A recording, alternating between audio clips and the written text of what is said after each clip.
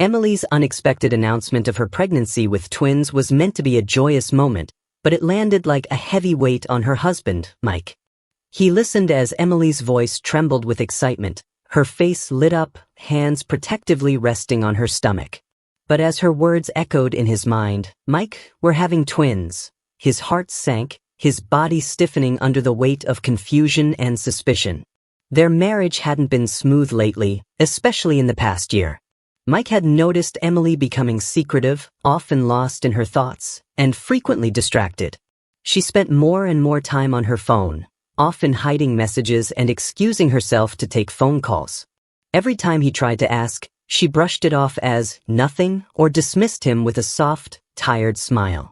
The news of twins seemed to deepen the gap that had been growing between them, dredging up memories of the past few months. He remembered nights when she returned late from work, with vague explanations about urgent projects or office dinners. And even when she was home, her phone buzzed incessantly, texts she seemed quick to hide or downplay. As Emily looked at him, expecting joy, Mike forced a smile. "Twins? That's unexpected," he managed, his voice sounding distant even to himself. He knew his reaction wasn't what she wanted. Her face fell slightly, a hint of worry creeping into her gaze. Over the following days, Mike found himself tormented by an uneasy sense of doubt. Emily's announcement filled him with more questions than excitement, his mind circling back to the increasingly cryptic conversations he'd overheard. Some nights, he would catch snippets of her murmured phone calls, soft, intimate tones that seemed out of place. Once, he'd overheard her saying, "It's harder to keep things up when he's around all the time." When he questioned her, she dismissed it as just work talk, but her words left a bitter taste in his mouth. Driven by a need for answers, Mike began to pay closer attention. He started watching her actions more carefully, noting when she was overly protective of her phone, often taking it with her to the bathroom or holding it out of his view. His mind raced with every notification that made her face light up before she'd quickly dim the screen. The thought that these messages could mean more than she let on gnawed at him. A few weeks after her announcement, an old friend of Mike's, Greg, visited them. Greg had known both Mike and Emily for years, and Mike found himself confiding some of his suspicions in him over drinks one night. Greg was silent, his face solemn. Finally, he spoke. "Look, man, I'm not saying anything's going on, but when you feel something isn't right, there's usually a reason. Have you ever thought of checking her phone?" The suggestion hung in the air, tempting but loaded. It went against everything Mike wanted to believe about his marriage, but a part of him felt desperate to know. That night, when Emily fell asleep, her phone resting carelessly on the nightstand, he found himself reaching for it, his heart pounding in his chest. As he unlocked her phone, a code he had guessed, despite her attempts to keep it hidden, he saw a message thread that confirmed his worst fears. The texts were from a contact saved under the name Jamanda, but it was clear from the messages that Amanda was no woman. Mike scrolled, his pulse pounding as he read lines like, "I can't wait to see you again. Are you sure he doesn't suspect? And I missed you so much today. When can we talk again?" One particular message froze him. "I was so scared he'd overhear when you told me the news. Twins, can you believe it?" He felt the room spinning, the ground shifting beneath him.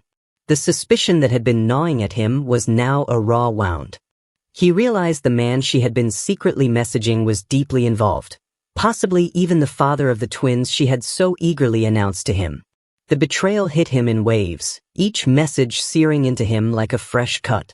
He read further, almost torturing himself with the details of her infidelity, as the messages revealed plans to meet, to lie to him, and even discuss the possibility of a future together. Over the next few days, Mike became distant, a shadow of himself. He felt trapped in a nightmare he couldn't escape, every interaction with Emily tinged by the haunting knowledge of her betrayal. She noticed his withdrawn demeanor and questioned him about it, but he deflected, unsure of how to confront her without unraveling completely. Then one evening, after another strained dinner, Emily suggested they go for a drive, hoping to reconnect. They drove in silence until she stopped at a secluded park, a place they used to visit in the early days of their relationship. Sitting there in the quiet darkness, she reached for his hand, her eyes searching his face. Mike, I feel like there's something wrong, she whispered. We're going to be parents of twins. We need to be honest with each other. Is there something you're not telling me? The irony of her question almost made him laugh, a bitter sound that escaped despite himself. He pulled his hand away, taking a deep breath. Are you asking if I'm hiding something? I think that's a question you should be asking yourself, Emily. She froze, her face shifting between confusion and fear. What do you mean? With each word, he felt his anger surface, the dam of his restraint breaking. I mean, who is Amanda? Or, should I say, who's the real father of these twins? Her eyes widened, and in that split second he saw her mask slip.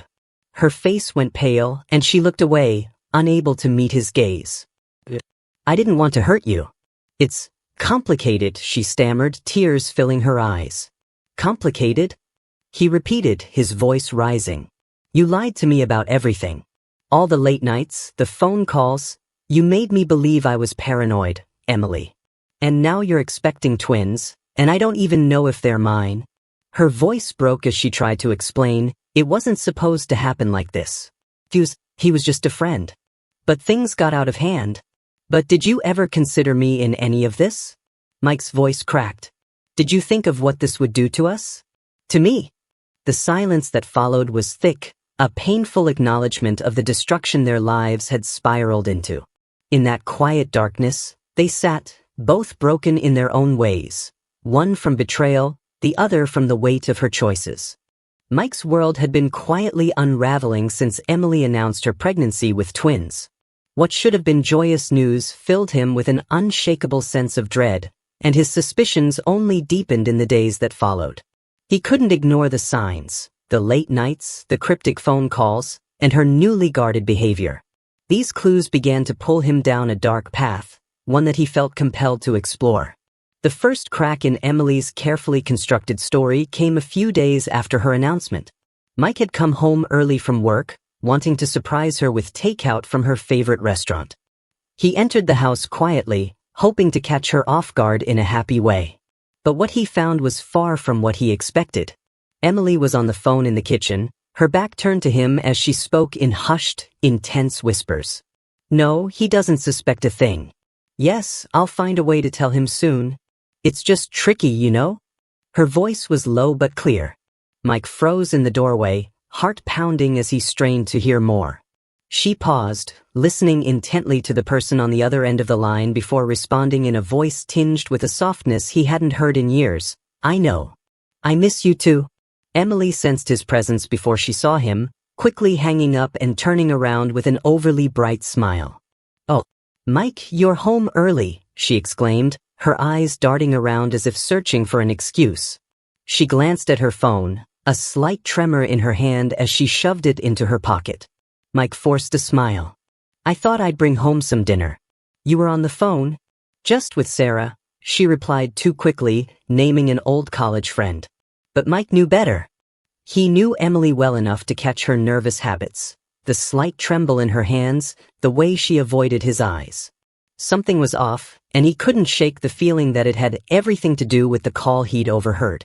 Over the next week, Mike's suspicions turned into an obsession. He began looking for clues, examining every small inconsistency in her behavior. He checked the bank statements for strange charges and scanned through her social media activity. He noticed a new necklace she was wearing, something he hadn't given her, and when he asked about it, she mumbled something about finding it while cleaning out her jewelry box. Then, on a cold Wednesday morning, he decided to take things a step further. He knew it was wrong, invasive even, but he needed answers. That night, after Emily had fallen asleep, he carefully unlocked her phone using her birth date. Scrolling through her messages, he found only mundane conversations with family and friends, which seemed too clean, too carefully curated. His instincts screamed at him that she was hiding something. He began looking at the messaging app settings, checking deleted messages, and even exploring other applications she rarely used. After an exhaustive search, he found what he was looking for, a messaging app she'd downloaded months ago. The app icon was buried on her phone, nearly invisible among dozens of others. Inside, he discovered a series of messages with someone listed only as J. The conversation was brief but unmistakably intimate. There were messages like, "Can't wait to see you," and "Last night was amazing," along with plans to meet. Mike felt his stomach drop as he scrolled through the string of texts, each one adding to the anger and betrayal building inside him. It confirmed what he feared, yet seeing it in black and white made it feel so much worse.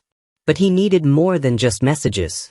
He wanted to know who Jake was and how deep this deception ran. That weekend, he installed a small tracking app on Emily's phone, something he knew was legally and ethically murky but felt justified by his desperation. He had to know if his marriage, his life, was a lie. In the following days, he began noticing patterns in her behavior. Every Tuesday and Thursday evening, Emily would leave the house for what she claimed were pregnancy yoga classes. The GPS, however, showed her going nowhere near the yoga studio but to an upscale hotel across town. On Thursday night, he decided to follow her, his heart pounding as he trailed her car at a safe distance. She parked outside the hotel, and he watched as she entered, looking around nervously before disappearing into the lobby. A few minutes later, another car pulled up, a sleek black sedan. A tall man with dark hair stepped out, glancing at his phone before entering the hotel. Mike's chest tightened as he recognized the man. It was Tom, one of Emily's coworkers he'd met briefly at a holiday party the previous year. He'd remembered Tom as charming, quick with compliments, and a little too friendly for Mike's liking. Now it seemed those instincts had been correct. The betrayal felt suffocating, yet he couldn't bring himself to confront her just yet. He needed more, undeniable proof. So he stayed in the car, his hands gripping the steering wheel as he waited. An hour passed, then two, before Emily and Tom emerged together, looking casual and comfortable with each other. They shared a laugh, and she placed a hand on his arm, a gesture so intimate it made Mike's skin crawl. He snapped a few photos with his phone, needing a record of this moment, something to confront her with when the time came. That night, Mike couldn't sleep, haunted by the images of Emily and Tom together, laughing and touching as if they were in their own world. He spent the next day in a daze, trying to reconcile the woman he loved with the one who was deceiving him so easily. He wanted answers, explanations, but most of all, he wanted to know why. On Saturday, he made a decision. He confronted Greg, his old friend, the only person he could trust to keep his suspicions secret. Mike poured out the details, the phone calls, the hotel meetings, and even the photos. Greg listened quietly, his face grim. "You have to talk to her, Mike," he said finally. "But if you want closure, there might be another way to get more proof." Greg suggested hiring a private investigator, someone who could gather definitive evidence. Mike hesitated, torn between wanting closure and fearing what he might uncover. But after another sleepless night, he decided to move forward. He called the investigator Greg recommended, a woman named Laura, who had a reputation for being both discreet and thorough. Laura got to work quickly, setting up surveillance and following Emily's activities over the next few days. Each evening, Mike received updates, details about Emily's movements, her interactions with Tom, and even photos from the times they spent together outside of work. The evidence piled up, each piece another nail in the coffin of his marriage. One night, Laura called him with a particularly shocking update. Emily and Tom had checked into a suite for an entire weekend getaway, a place they'd used under assumed names.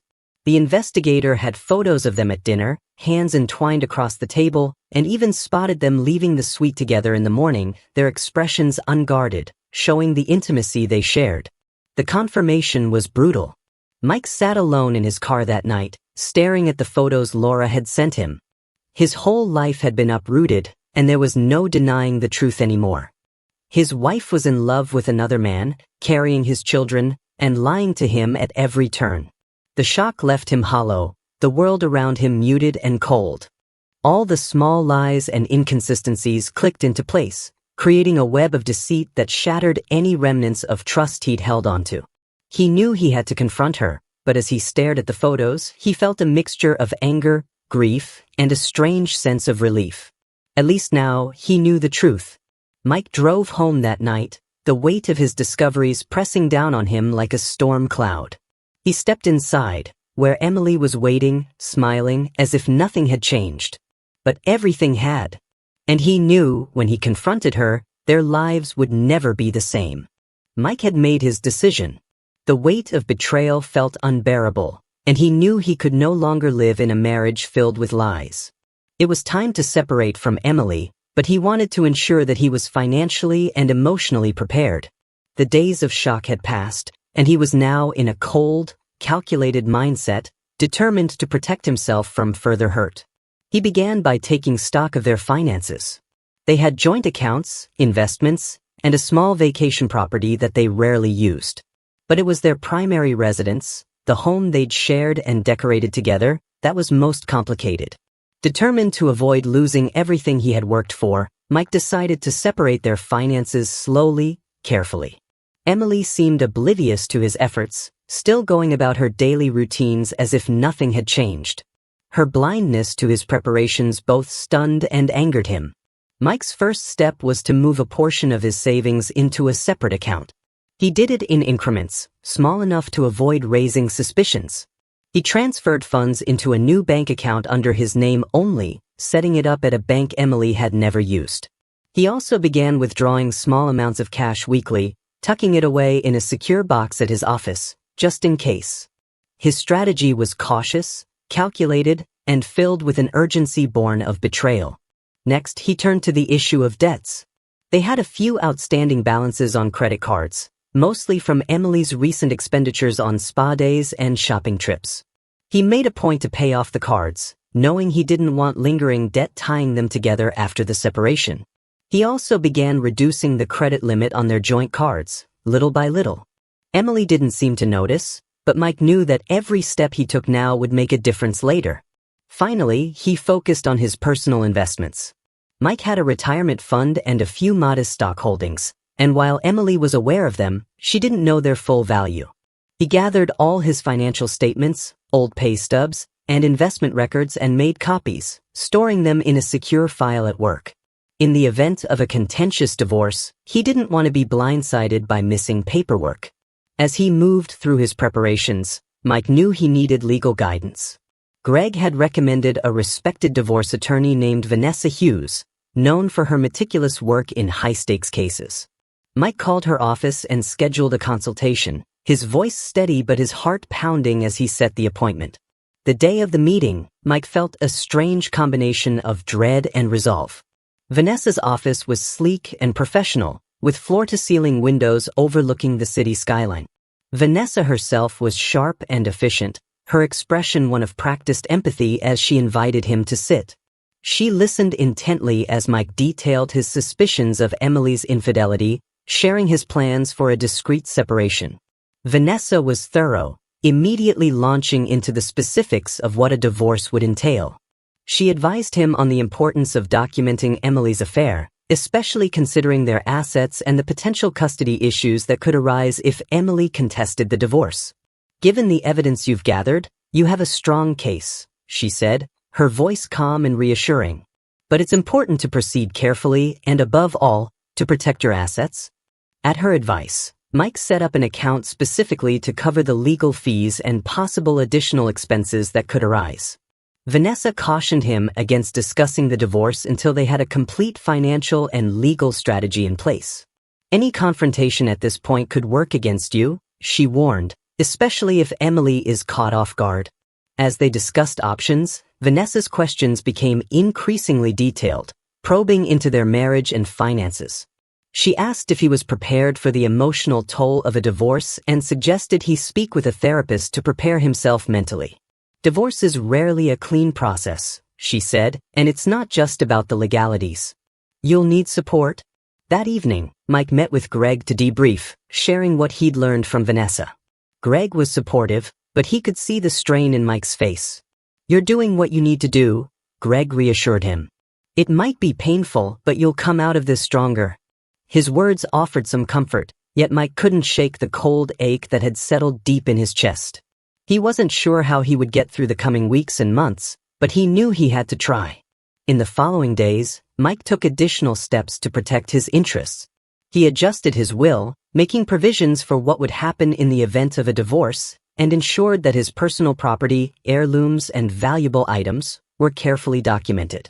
He also set aside funds for future therapy sessions, something he hadn't considered until Vanessa's suggestion, but now recognized as essential for navigating the emotional fallout. One night, as he was sorting through his paperwork, Emily unexpectedly came into the room. He stiffened, aware of the stack of documents on his desk and the bank statements he'd been reviewing. She glanced at the papers, her eyes narrowing slightly. "What's all this?" she asked, her voice filled with a casual curiosity that felt like a dagger. Mike forced a smile, casually covering the papers. "Just work stuff," he lied, his voice steady but his heart racing. She watched him for a moment, her expression unreadable, before shrugging and leaving the room. As the door closed behind her, Mike exhaled, a surge of relief flooding him. He couldn't afford to let his guard down now, not when he was so close to securing his future. Days turned into weeks, and Mike continued his preparations. He compiled a complete inventory of their household assets, documenting each item of value, from electronics to furniture, to ensure nothing could be disputed later. Vanessa had emphasized the importance of this inventory, explaining that without documentation, division of assets could become a contentious issue in court. Finally, Vanessa arranged a follow-up meeting to go over the specifics of his case. She had compiled a comprehensive legal strategy, complete with potential contingencies depending on how Emily responded to the divorce filing. Mike was both grateful and apprehensive as he reviewed the documents, each line a reminder of the painful truth he'd been forced to accept. On a rainy Tuesday, Vanessa called him with a final piece of advice. "Mike, if you're ready to move forward, it's important to approach Emily calmly. The more composed you are, the harder it will be for her to manipulate the situation. We'll file the papers once you've had the conversation." Hanging up the phone, Mike felt a strange calm settle over him. He realized that he'd come to terms with the reality of the situation. His marriage was over, the trust shattered beyond repair. He was prepared to move forward, his heart heavy but his resolve unbreakable. The next morning, as he sat alone with a cup of coffee, he went over the details in his mind, rehearsing what he would say when the time came. He knew it wouldn't be easy, but he also knew he couldn't go back. His life, his future, depended on breaking free from the lies that had bound him for so long. And for the first time in weeks, Mike felt a glimmer of hope, a sense that, beyond the pain, there might be a path forward. The day of the party arrived, a grand celebration for Emily's promotion, a milestone she'd achieved through years of dedication and, apparently, some help from a secret partner. Mike had painstakingly orchestrated this moment, ensuring everything would play out with precision. Friends, family, and coworkers were present, all gathered in the lavish hotel ballroom where Emily had insisted on hosting the event. She sparkled in a dark emerald dress, her smile wide as she mingled with guests, oblivious to what lay ahead. Mike stood at the bar, watching her, a manila envelope clutched tightly in his hand. His heart raced with a mix of dread and anticipation. Vanessa, his lawyer, had advised him to be calm, reminding him that if Emily tried to spin the situation, he'd need his composure as proof of his own integrity. He took a deep breath, feeling the weight of the evidence inside the envelope, divorce papers and the DNA test results that would expose everything. The night wore on, guests laughing and chatting over the sound of clinking glasses and soft music. Mike noted the irony, how everyone here saw them as a perfect couple. His mind wandered to Andrew, the quiet coworker Emily often mentioned casually, just enough to keep suspicions at bay. They hadn't expected Mike to dig so deep. The DNA test had been the final piece, confirming what Mike already knew in his gut. Andrew was the father of the twins, a fact that only Mike and Vanessa knew until tonight. As Emily moved toward the front of the room to give her thank you speech, Mike followed, slipping into a place just beside her. He nodded at Greg, who gave a discreet thumbs up from across the room. Everyone quieted down as Emily began, thanking her team, her family, and she glanced lovingly at Mike, "My amazing husband, whose support has been unwavering." The words tasted bitter as they hung in the air. When she finished and the applause died down, Mike took the opportunity to step forward, his expression unreadable. Emily looked at him, puzzled but smiling as if expecting a toast. The crowd grew quiet, sensing the change in atmosphere as he addressed her in a steady, cool voice. Emily, tonight's a celebration, and I wanted to give you something memorable. He held up the envelope, the room silent in anticipation. I have something for you, a gift that marks the end of this chapter and the beginning of another. He handed her the envelope, and she took it, laughter fading as she noticed his grave expression. Her fingers hesitated at the edge of the envelope, her eyes scanning his face for clues. Open it, he said, his tone unyielding. She did, pulling out the first set of papers, her face paling as she realized what they were. The divorce papers bore her name, his, and the irreconcilable evidence of their fractured marriage. A murmur rippled through the crowd as people exchanged confused glances, trying to make sense of what was unfolding. Emily's voice wavered. Mike, what is this? He didn't answer, instead gesturing for her to continue. She shuffled through the documents, her eyes widening as she came to the second set of papers. The DNA test results, clear and damning. Mike's voice cut through the silence. That's confirmation, Emily. You see, those twins you're carrying, they're not mine. His tone was icy, every word measured. They're Andrew's. His gaze didn't waver as he let the full weight of his accusation settle over her. Gasps echoed across the room, and Emily's hands shook as she clutched the papers. Her face flushed, then turned ashen, her composure slipping under the weight of Mike's revelations. She opened her mouth, perhaps to deny it, but no words came. At that moment, Andrew, who had been standing off to the side, stepped forward, his face stricken with shock and shame. It was clear he hadn't anticipated a public confrontation. The crowd's focus shifted to him, and whispers turned to stunned murmurs as his name fell from the lips of people who trusted him, admired him. Emily's hand shot out as if to stop him, but it was too late. The truth was unraveling, and they were both ensnared. One of Emily's coworkers, Janet, a senior manager who'd always been fond of her, approached, her expression a mix of disbelief and anger. Emily, tell me this isn't true, she demanded, her voice barely holding back fury. But Emily only stammered, her words incoherent as she tried to regain control. Mike watched, feeling a mix of vindication and sadness, as everything he'd known in private became public. Greg stood nearby, ready to intervene if things got out of hand, but Mike held up a hand, signaling he had control.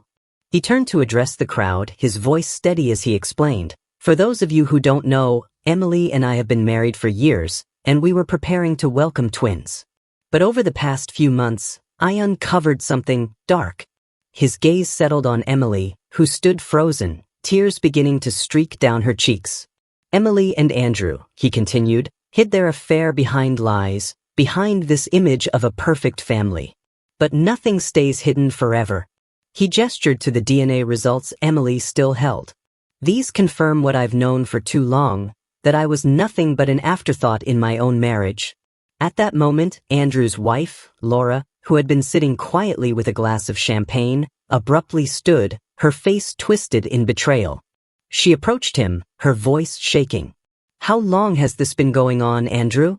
Her words held a bitter edge, and he could only hang his head, unable to meet her eyes.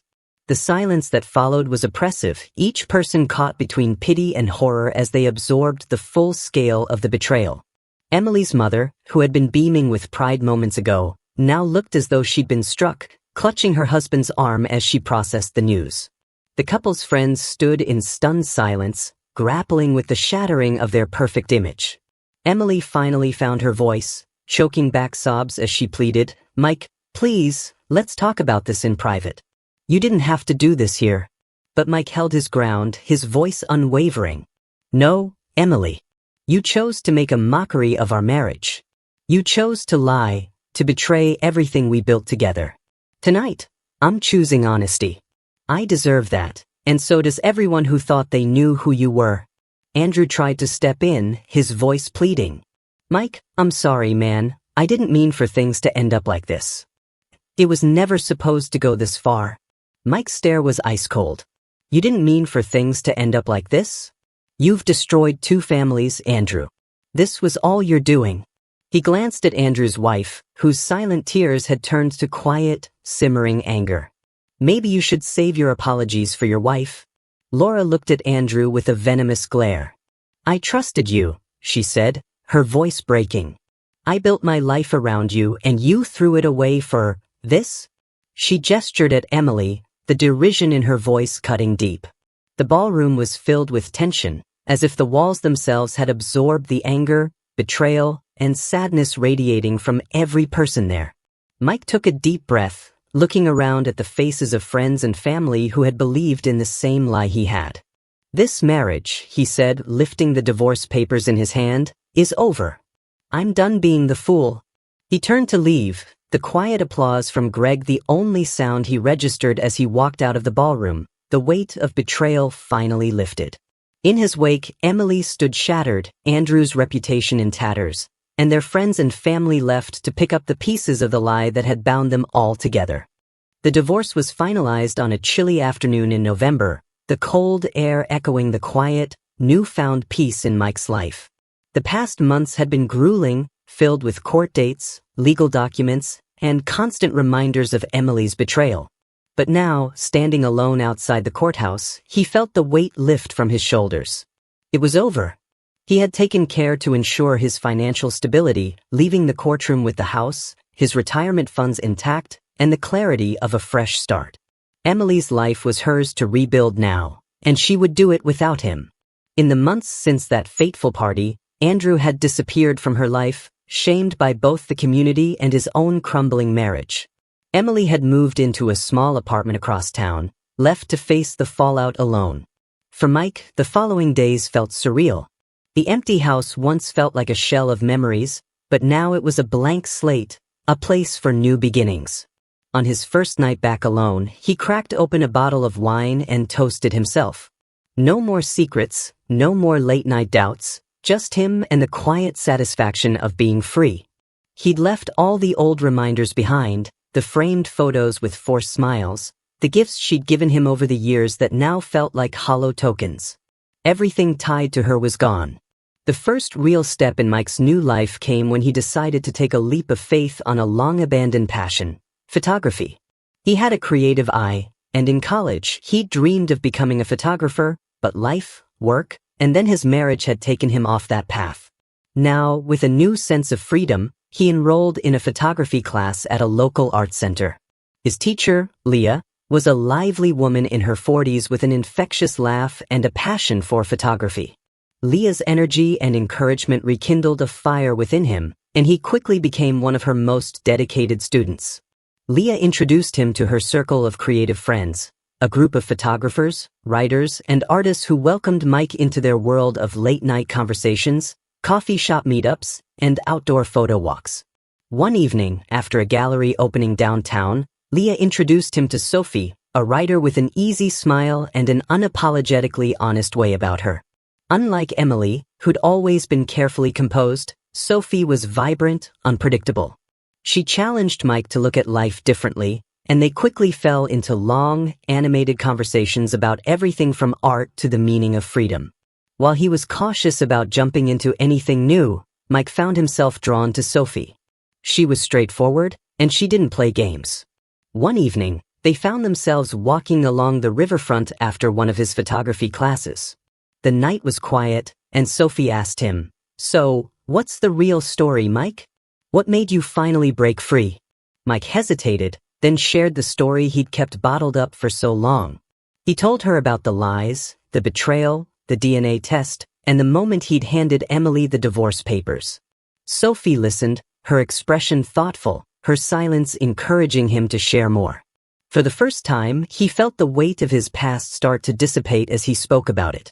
When he finished, she reached out and squeezed his hand. "You're stronger than you know," she said softly. "Starting over isn't easy, but you're doing it."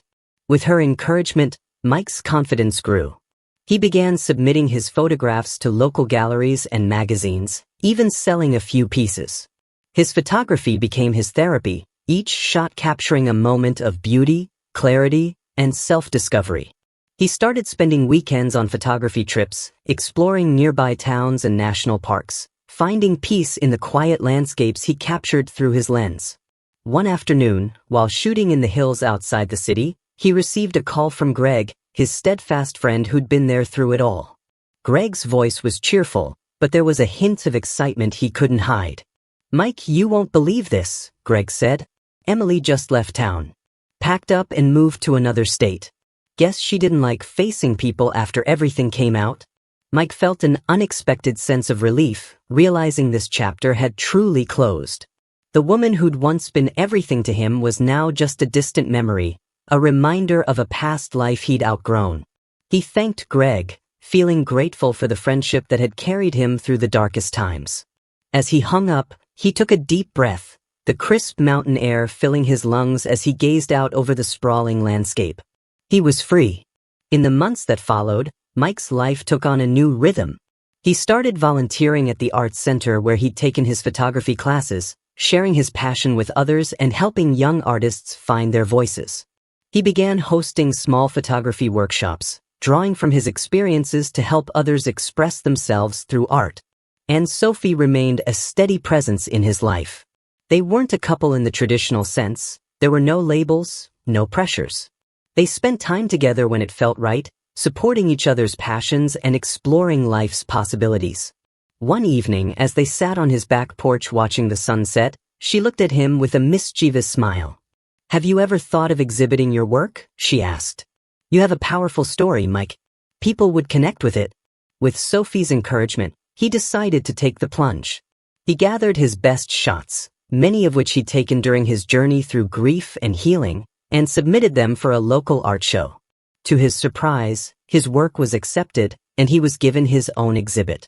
The night of the opening, Mike felt a mixture of pride and vulnerability as he watched people moving through the gallery, stopping to study his photos, to absorb the raw emotions captured in each frame. Sophie stood by his side, offering quiet encouragement as he navigated the unfamiliar world of art exhibitions. As he listened to people's reactions, he felt a newfound sense of purpose. His journey, marked by betrayal, loss, and eventually freedom, had transformed him into someone stronger, someone who had discovered his true self. He had shed the weight of his past, and in its place, he had built a life filled with meaning and independence. In a quiet moment, as he gazed at one of his favorite pieces, a shot of the river at sunrise, its stillness capturing the peace he'd found in himself, he felt a deep sense of contentment. This was his life, his path, unencumbered by the lies and betrayals of the past. And for the first time in years, Mike felt truly free.